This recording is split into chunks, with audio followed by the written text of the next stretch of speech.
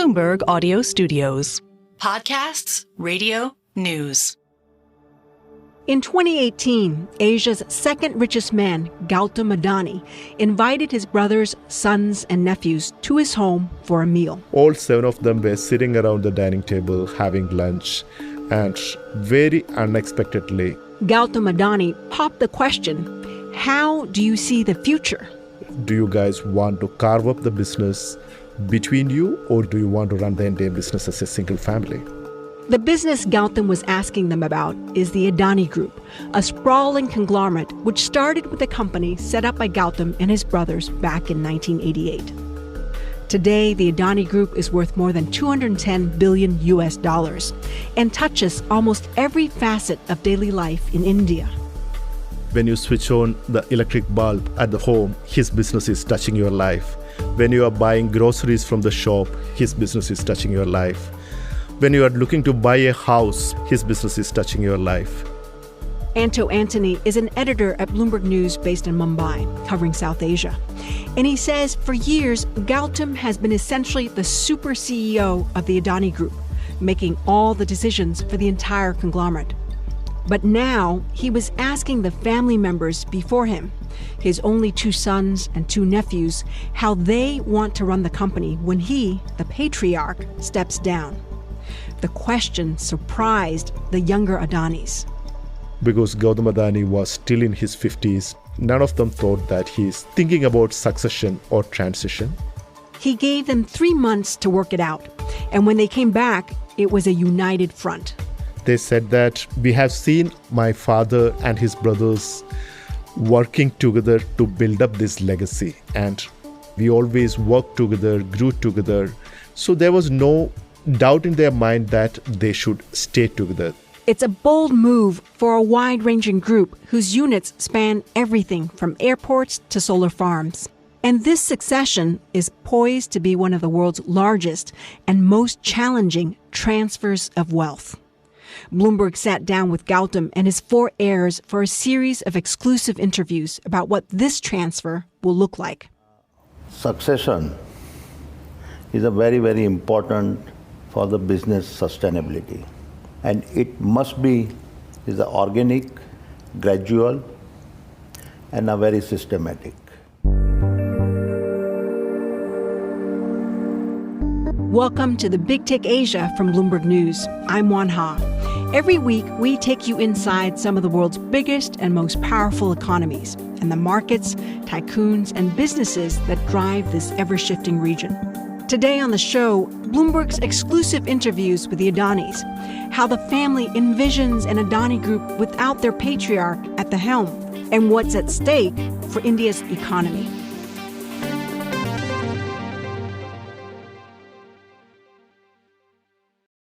Gautam Adani's first big break came when he decided to help his brother with his plastics factory. That's when he got into global trading by importing polyvinyl chloride, or PVC, for his brother's business. And it led him to set up his flagship company, what would become Adani Enterprises in 1988. That's where he got his first real break. From there, he started exploring projects in ports sector. He set up Mundra Port, which is as of now one of the largest ports in India. After that, we are seeing a meteoric growth, which really gathered pace after 2010. Many people say that it is very closely associated to Prime Minister Narendra Modi's ascent. Adani's businesses have often been closely aligned with Prime Minister Narendra Modi's priorities. And the Adani Group has stepped in where the nation lacked resources, like in infrastructure and green energy. India is a country of 1.4 billion people, but it really lacks infrastructure, whether it is roads, ports, airports, power. Energy is a huge issue out here. There are so many millions of households which doesn't have access to electricity. So that's how when Gautam Adani decides to step in and help build this infrastructure, his priorities and business interest got aligned well with that of the federal or state governments in India. So as he himself puts it, when you align your interest with the governments, it always gives you tailwinds rather than headwinds. And it has really propelled his business forward. and along with it, his wealth. The Adani Group is India's biggest importer of coal. It's the largest owner of solar farms, and Adani-owned ports carry almost half the country's shipping containers, while more than 90 million people use their airports each year. And for years, the Adani Group appeared to flourish with infrastructure projects like these. Gautam is currently Asia's second richest man and one of the most influential business leaders in the world. He's worth more than $100 billion. But last year, something happened that put the Adani Group's success at risk. So just to give the high-level understanding of who Hindenburg Research is. In a daring short-selling attack, a New York-based group called Hindenburg Research accused the Adani Group of the largest con in corporate history. It did disclose a short position in Adani Group, and what it's saying basically is that the conglomerate engaged in market manipulation and then accounting fraud as well. Now, Gautam Adani has denied this, and he says that the report is baseless. Hindenburg alleged that the Adani Group had used a web of companies in tax havens to inflate its revenue and manipulate stock prices. Critics have raised similar questions about the conglomerate for years. The group denied all claims and noted to Bloomberg that they provided a very long and comprehensive response in just 72 hours on every single point. But the crisis came at a very tense moment for the Adani Group. This came at a time when the group was looking at one of the biggest share sales in its history. That share sale had to be pulled. The group lost a lot in market cap. How much market cap did they lose? $150 billion in a few months. Wow, huge. It took them 6 months to a year to assuage all these concerns and regain that market cap. The Adani Group has also faced regulatory probes at home and in the U.S., where prosecutors were investigating whether an Adani entity, executives linked to the company, or billionaire founder Gautam himself had paid bribes to Indian officials in return for favorable treatment on a green energy project. The Adani Group said none of its units has been notified of the probe and that it's not aware of its chairman being part of the investigation. No Adani unit has been charged with wrongdoing by the U.S. Justice Department, and investigations don't always lead to prosecutions. But the controversies swirling around the conglomerate have prompted some changes there. What are they doing differently after Hindenburg? So they are cutting down on leverage in a big way. They are putting a lot of risk mitigation measures in place. They are more measured in their approach towards growth. And above all, they are communicating more. And now Anto says he's seen a huge change in how the company is trying to be more transparent about their operations. Till the Hindenburg report hit, many considered it as an opaque group. Many knew nothing about the group or its inner workings, the kind of processes they have, and so on. Now they are very aggressive about communicating, whether it's to the investors or media. And this newfound openness of the Adani family to the media may have also helped Bloomberg get rare access to the tycoon and his family. Anto and a TV crew spent nearly a dozen days following leaders of the Adani Group. And while Gautam Adani declined to address controversies swirling around his conglomerate, he did agree to talk about the family conversations around succession. Succession is not an one of the event, but it is a long-term journey.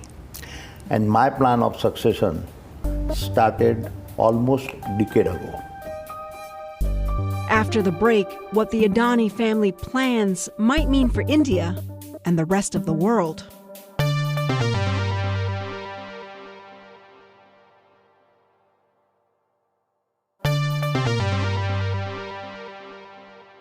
Bloomberg's Anto Antony was given unprecedented access to the Adani family. He and a TV crew spent nearly 2 weeks in India, visiting the headquarters and meeting employees. Right from the janitor right up to group CEOs. And taking field trips to visit their sites. We went to a place called Carve in Gujarat, which is a very arid region. It's a desert bowl. So what they are trying to do is they are trying to cover up the area 5 times the size of Paris with solar panels and wind turbines. One thing Anto wanted to talk with Gautam Adani about was why he was planning for succession now, when he's still very much engaged in the business. Gautam told him he and his brothers want to be around to help the next generation. So what Gautam Adani and his two brothers who are involved in the business is trying to do is transition it into the next generation at a time when they are still around to oversee and correct them when needed. This is a conglomerate which runs from selling apples to running airports. It's a complex set of businesses spread across various sectors. So the complexity of this transition is probably the reason why he's thinking of it right now.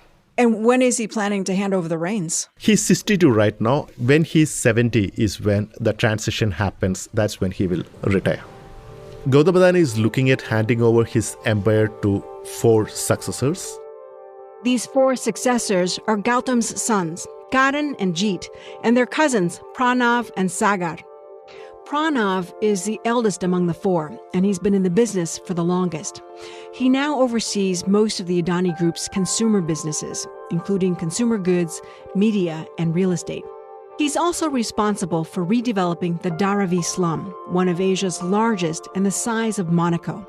It involves relocating 1 million people at the heart of Mumbai who call the slum their home. Bloomberg followed Pranav on a visit to the area. We saw many of the residents walking up to him. One of the key concerns which they had was, will we get a home right here? They walked up to Pranav, they shared this concern. And when they raised these questions with him, he's a smooth talker with an easy smile and cool demeanor. So he will pat them on their back, hold their hands. Sounds like he's also very much of a politician, too. If I had to pick one among the 4 who will be able to talk to the people who are staying in the slum and top executives or dignitaries in the same manner, that would be Pranav. Next, we have Karan Adani, Gautam Adani's eldest son. Anto says he's a huge Formula One fan. If you walk into his office, you will see a lot of replicas of Ferrari cars, scale models of Ferrari cars all over the place. And he manages all the ports for the Adani Group. He's a no-nonsense, driven, passionate guy when it comes to business. Then we have Jeet Adani, Gautam's youngest son. He's the family's only trained engineer and looks after the group's airports. He's also in charge of the digital businesses as well as the defense unit, which makes equipment ranging from small arms to missiles. He's the one who has got most of the mannerisms of Gautam Adani. Like, he's a very affable guy, but I saw that when an executive tell him that something is not doable, he just lost his cool and raised his voice. So I asked him why, and he said that it's because his pet peeve is that somebody telling him that something is not doable without trying it out and giving the rationale after trying it out. Then we have Sagar Adani, the youngest nephew of Gautam. He oversees the group's energy business as well as finance.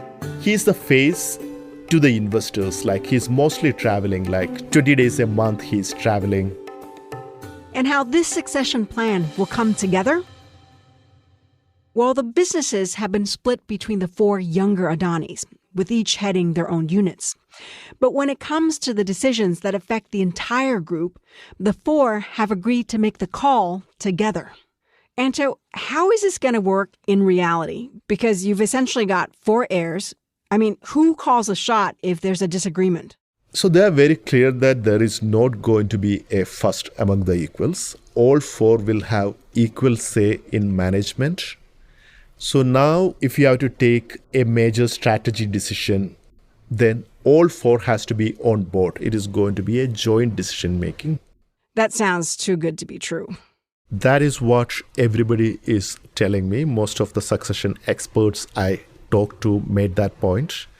Some of them even said that you have to work against basic instincts of human beings to make this work, because at some point meritocracy will come up. Some people will be more committed to the businesses and will build their businesses up in a better way. Anto did press Pranav, the eldest heir, on how realistic this new joint management structure actually is. Transition plans at various large conglomerates had failed due to internal fissures within the next generation. What plans the group is putting in place to make sure that that doesn't happen? I don't know if you're aware, but we as a family we have lunch every day together. Chairman, my uncle, my father when he's there, and the whole second generation, we all actually have lunch together. We discuss issues. So there's a lot of communication happening. Having said that, everyone is of course looking at different businesses. And though we are looking at different businesses, we are like one team when it comes to discussions like talent management, how we look at the future of the company. And when it comes to Gautam's personal fortunes, some $100 billion of it, Anto's sources told him it would also be split equally among the four. All this is held through a trust, the Adani Family Trust. And 8 years down the line, when Gautam Adani turns 70, each of the second generation will become an equal beneficiary of that trust. If we were doing it today, each of them could have got about $25 billion. But then we have to keep in mind the meteoric rise in wealth of the group. So 7 years down the line, it is anybody's guess what they will be inheriting. Yeah, centabillionaires, for sure. And Anto says this humongous wealth transfer and leadership transition doesn't just concern this single family. There's far-reaching ramifications for India's $3.5 trillion economy and its future development. One reason for that is that the Adani Group has played such a key role in helping India shore up its infrastructure. There is a lot of deficiencies in the infrastructure. So Adani is somebody who has come up and has been trying to plug that gap. We haven't seen anybody trying to do it at this scale ever in independent India's history. So his success is very important because if he succeeds, then India will be able to grow at a faster pace.